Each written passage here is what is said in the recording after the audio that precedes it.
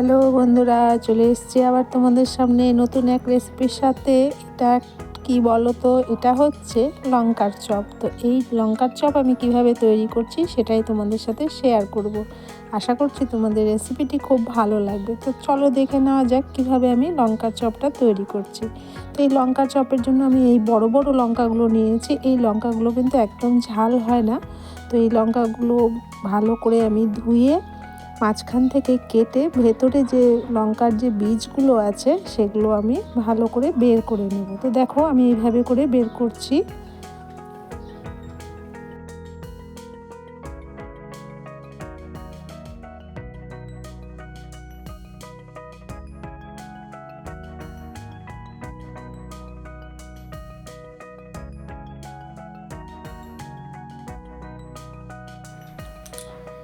এই লঙ্কার চপ খেতে কিন্তু খুব ভালো লাগে বন্ধুরা।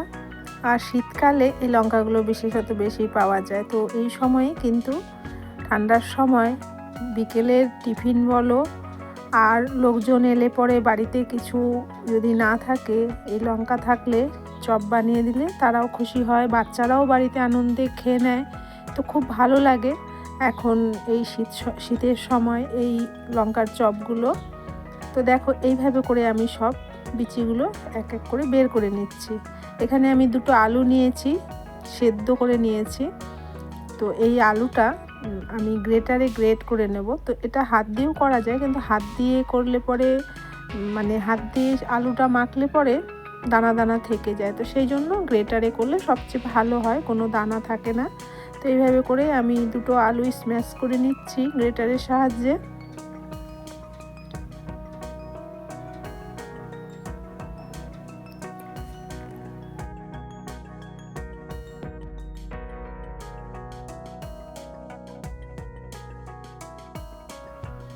বন্ধুরা, এই লঙ্কার চপ খেতে কিন্তু খুবই স্বাদ লাগে। অবশ্যই বাড়িতে একবার ট্রাই করে দেখবে এইভাবে করে।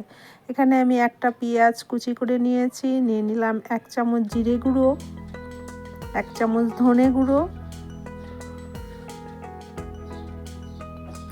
1 চামচ লাল লঙ্কার গুঁড়ো। তোমরা চাইলে কাঁচা লঙ্কাও দিতে পারো, কিন্তু আমি এখানে লাল লঙ্কা দিয়েছি। আর দিয়ে দিলাম প্রয়োজন মতন লবণ। আর দিয়ে দিলাম এখানে 1 চামচ চাট মশলা। দিয়ে আমি ভালো করে আলুটা আমি মেখে নেব।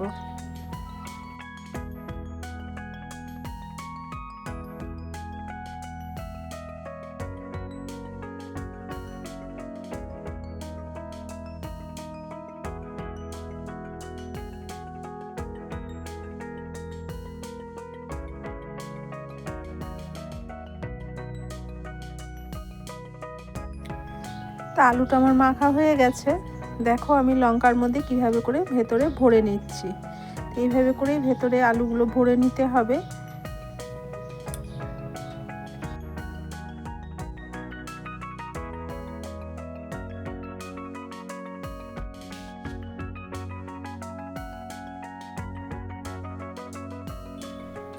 তো এইভাবে করেই আমি সব লঙ্কাগুলোর ভেতরে আলুর পুর ভরে নেব।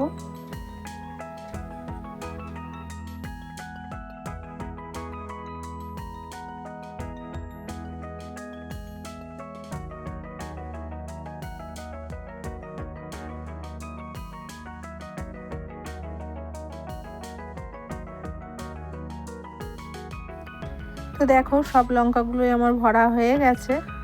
আমি এবার গোলাটা তৈরি করব।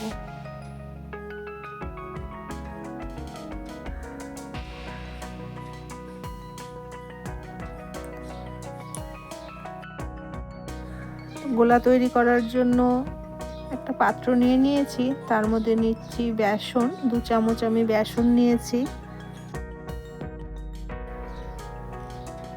নিয়ে নিচ্ছি 2 চামচ পরিমাণে চালের গুঁড়ো।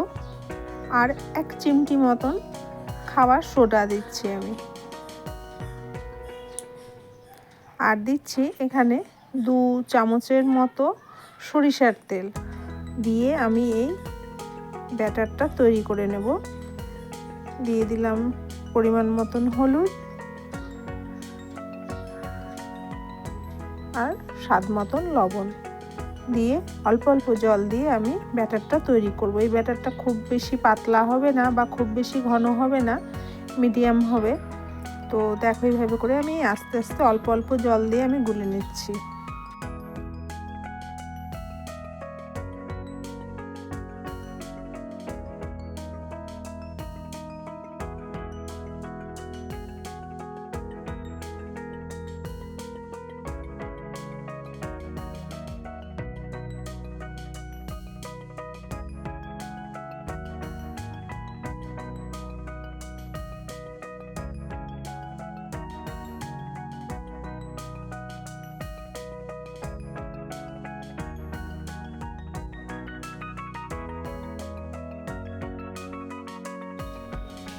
ব্যাটারটা আমার তৈরি হয়ে গেছে। দেখো খুব বেশি পাতলাও না আবার খুব বেশি ঘনও না, মিডিয়াম হয়েছে।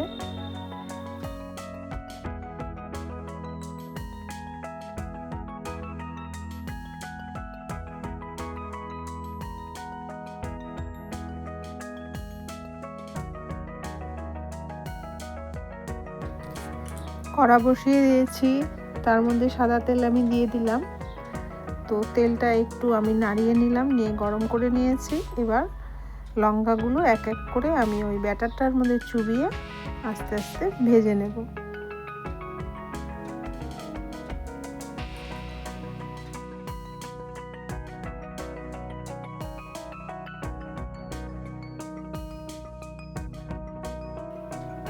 এতক্ষণ অবধি যেসব বন্ধুরা আমার চ্যানেলে এসেছো, আমার ভিডিও দেখছো, তাদেরকে অসংখ্য অসংখ্য ধন্যবাদ। নতুন কোনো বন্ধু যদি আমার চ্যানেলে এসে থাকো, আমার ভিডিও যদি ভালো লেগে থাকে অবশ্যই একটা লাইক করে দিয়ে আর ভিডিওটা পুরো দেখে ভিডিও রিলেটেড একটা কমেন্ট করে দিয়ে চ্যানেলটাকে সাবস্ক্রাইব করে অল বাটন প্রেস করে পাশে থেকো বন্ধু। আর পুরাতন বন্ধুদের কাছেও রিকোয়েস্ট, পুরো ভিডিও দেখে একটা ভিডিও রিলেটেড কমেন্ট করে দিও। আর হ্যাঁ, ইউটিউব এখন একটা নতুন অপশন দিয়েছে, হাইপ অপশন, পারলে তোমরা একটু হাইপ করে দিও।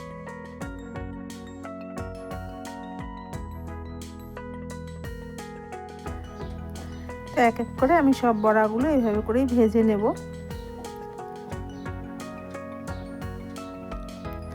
সব বড়াগুলো আমার ভাজা হয়ে গেছে। দেখো দেখতে কতটা সুন্দর হয়েছে, আর খেতেও কিন্তু খুবই সুন্দর হয়েছিল বন্ধুরা।